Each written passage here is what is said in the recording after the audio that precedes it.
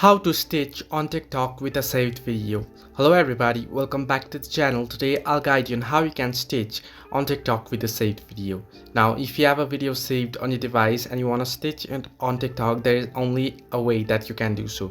The first thing is open up the app and log into your account here, and at the plus icon you'll see an option where you can upload photos or videos. Simply tap on upload and then select the video that you want to stitch. Now I'll just simply select a random video here, and then what you want to do is tap on next and then go ahead and post the video.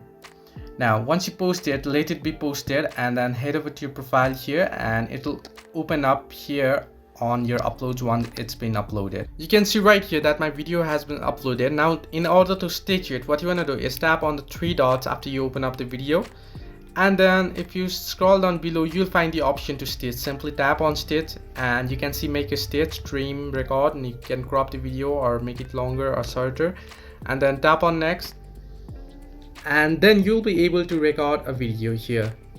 Now I'll just simply record quickly a few seconds and then tap on tick mark here and just tap on next, and your video will get stitched. You can see.